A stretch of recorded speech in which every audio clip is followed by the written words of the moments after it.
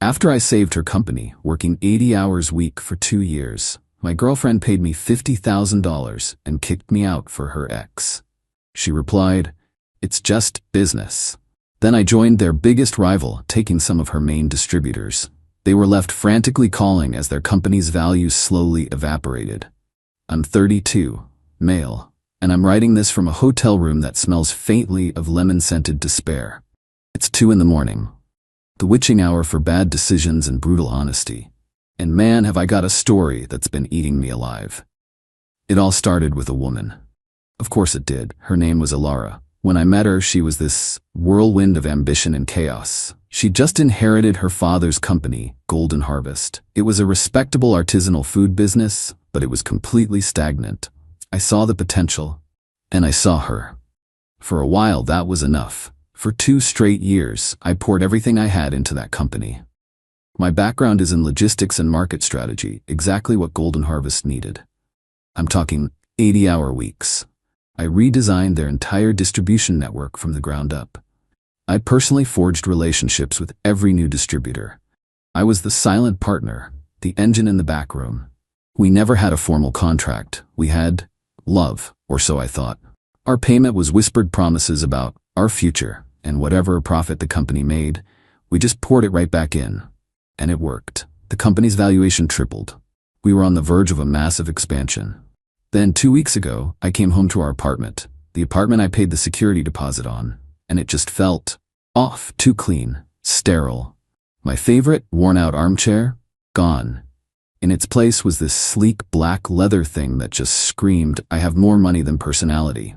Alara was in the kitchen, swirling a glass of wine. She didn't even look at me. And right then, I knew. I need you to move out, she said. Her voice was as crisp as a new $100 bill. I think I just stared. My brain was still trying to switch from long day at work mode to what the hell is happening mode. Move out? What are you talking about? This is my home. It's my apartment, Liam. She finally looked at me. Her eyes were cold, like I was a stranger. The lease is in my name, which was true, technically. It was just easier that way when we moved in. Her credit was better. I paid my half of the rent to her every single month. A gentleman's agreement. Another one of those. And then, the other shoe dropped. Some guy walks out of our bedroom. Tall, generically handsome, wearing a shirt that probably cost more than my car payment. It was Ronan. Her ex. The one she'd always called a charming parasite. Well, apparently he'd charmed his way right back into her life. The next hour was just a blur of clipped sentences and soul-crushing facts. They were back together. He was moving in. This was happening. And I was surprisingly calm. The kind of calm you feel after the tornado has already hit and you're just standing in the wreckage. I asked her about the company. Our company. She slid a folder across the marble countertop. I've had my lawyer draw up a severance agreement, she said. A thank you for your contributions. Inside was a check. For $50,000. I actually laughed. A dry, empty sound. 50 grand. It was a slap in the face. It was a rounding error on the value I'd added to her business. And I told her so. Her response is what will be seared into my brain forever. She just looked at me, took a slow sip of her wine, and said, "It's just business, Liam. Just business. 2 years of my life. My love, my sweat, my ideas, all reduced to a transaction." Ronan, the parasite, had the balls to put a hand on my shoulder. "No hard feelings, mate." I just shrugged him off, packed a bag. But as I was walking out the door, Alara said one last thing. "Don't try to fight this, Liam. I have the best lawyers, and you signed a non-compete." And she was right. I had. A year ago, buried in a stack of paperwork, she'd called it a formality, something to protect the company if we ever got investors. Like an idiot in love, I signed without even thinking. So here I am, in a soul-lampless hotel room with a check I refused to cash, and a non-compete that's supposed to have me professionally neutered for the next 2 years. They think they've won. They think I'm just gonna roll over. But they forgot one thing. I built their distribution network. I know every strength, every weakness, every secret, and a non-compete has its limits. It can't stop me from talking to people. It can't stop me from being a better option. She said, "It's just business." "Okay, Alara, let's do business." Update 1, it's been a month. The shock is gone. Now it's just cold, clear focus. That check is still on my desk, a constant reminder, a motivator. First thing I did? I got a lawyer. Not some slick corporate shark like Alara would hire. I found a grizzled old bastard named Marcus who lives for employment law. I told him everything. He chewed on his pen, looked at the non-compete and said, "This is broad. Too broad, maybe. But fighting it head on, you'll go broke. She has deeper pockets." "So what's the move?" I asked. He gave me this slow, wicked smile. "You don't compete," he said. "You cooperate with her biggest rival." Golden Harvest's main competitor is a company called Terra Vita.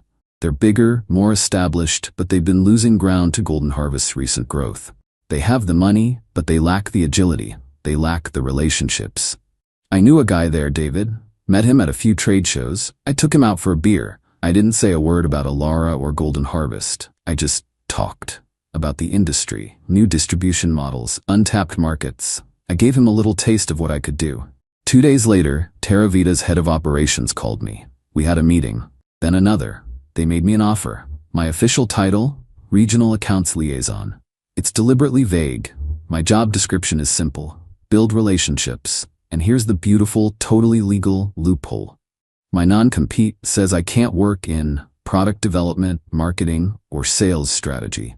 It says nothing about being a glorified relationship builder. And it definitely doesn't stop me from having a friendly chat with distributors I already know. The day I signed with Terra Vita, I started making calls. Not to poach, not to badmouth anyone, just to catch up. "Hey, it's Liam," I'd say. "Yeah, I'm over at Terra Vita now, just wanted to see how things are going on your end." And then I would just listen. I'd listen to them complain about Golden Harvest's new ordering system, a clunky mess Ronan had insisted on. I'd listen to them vent about late deliveries, because, well, the guy who knew all the shortcuts was suddenly gone. Then, and only then, would I casually mention Terra Vita's new, streamlined ordering portal, or their perfect on-time delivery record. I didn't steal a single distributor. They started coming to me. First, a small, independent chain out in the Midwest. They were bleeding money from Golden Harvest screw-ups. I got them a trial run with Terra Vita. A week later, they signed an exclusive contract. Then a bigger one followed, and another. Last night, I got a call from a furious Alara. I let it go to voicemail.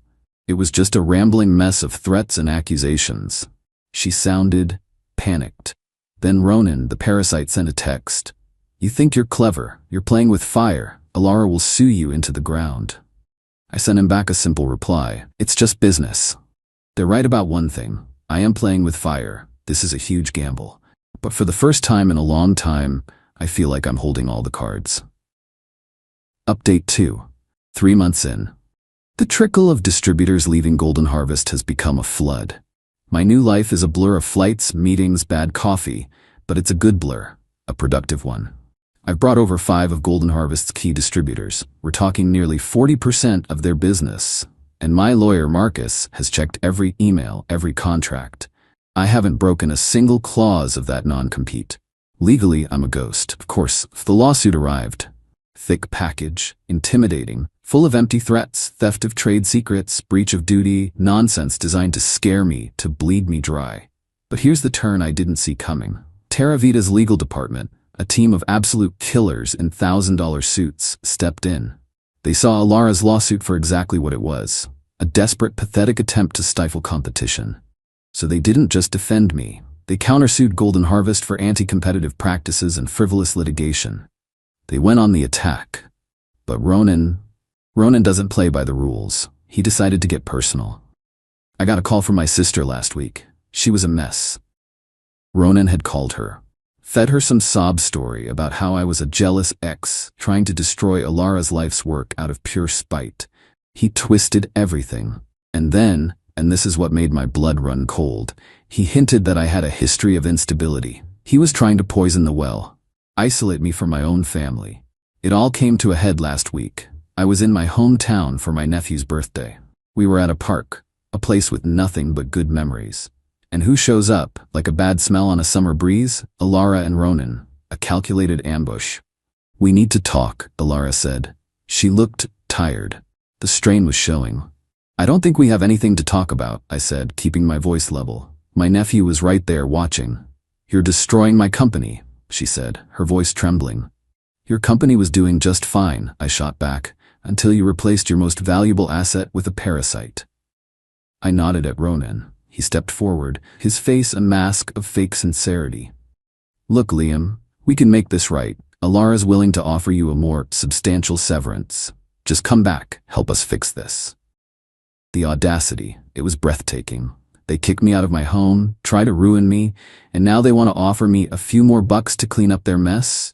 I just looked at him. You want me to come back? After you threw me out of my own home? After you called my family and tried to ruin my reputation? It was a mistake, Alara whispered, and for half a second I saw a flicker of the woman I used to love, real regret. But then Ronan put his arm around her, smiled that smug smile. What she means is, we're willing to be the bigger people here.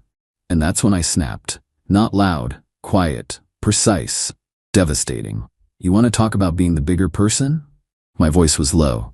Okay, let's talk about the Golden Harvest Foundation, the little charity you and your father set up, the one you've been funneling money through to dodge taxes, the one that has a consultant on its payroll who just happens to have the same name as your ex-boyfriend. The color drained from Alara's face. Ronan's smug mask just dissolved into pure panic. I'd found it by accident, buried in some old financial records I helped digitize. I never thought I'd use it. But they pushed me too far.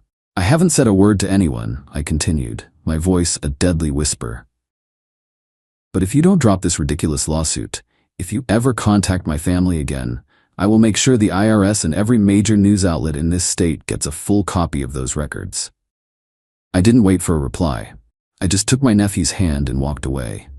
The lawsuit was dropped the next day. But it wasn't a clean win. My sister, she's still wary. Ronan's poison worked, just a little. That seed of doubt is there, and I'm left with the bitter taste of my own ruthlessness. I won, but I had to become someone I'm not entirely comfortable with to do it. The war isn't over, but the tide has turned, and they know with absolute certainty I am not a man to be trifled with. Final update. It's been almost a year since that day in the park. The silence from their end has been absolute. The frantic calls, the angry texts, all gone. Just a void. Golden Harvest is a ghost. After an anonymous tip to a financial journalist about their charity, the IRS opened a massive audit. The scandal, plus their crumbling distribution network, it was a death blow. They had to sell. The company was bought for pennies on the dollar by some huge corporation. The name Golden Harvest is now just another label on a package, its soul completely stripped away. From what I hear, Alara and Ronan are still together. They sold her father's legacy to pay off their lawyers and their tax penalties. I see them on social media sometimes, through friends of friends. They're in Bali or Tulum or some other Instagram paradise, flashing these hollow smiles. They're trying so hard to project this image of carefree bliss. But you can see the desperation in their eyes. The parasite's charm, it seems, only works when there's a host left to feed on. My life has moved on, but it's not some triumphant, movie-ending victory. I'm doing great at Terra Vita. I got a big promotion, a real title, real responsibilities. I have a new apartment that's all mine. I'm dating again, cautiously, but there are nights like tonight, where I sit here and wonder. I set out for justice, for a reckoning.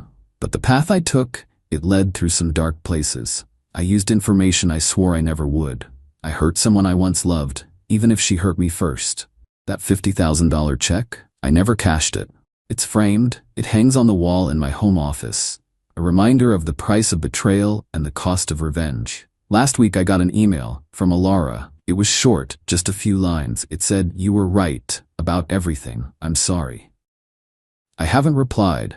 I don't know if I ever will. Some part of me misses the woman I thought she was, the woman who wanted to build something special, the woman I loved, but that woman is gone, and in her place is a ghost, a cautionary tale. I won. I got my revenge. I'm successful, I'm respected, I'm free, but I'm also the guy who tore down a company, the guy who keeps a framed check on his wall like a trophy. And I have to live with the knowledge that sometimes the only way to win is to lose a part of yourself along the way. It's just business after all. And business, I've learned, can be a brutal, lonely affair.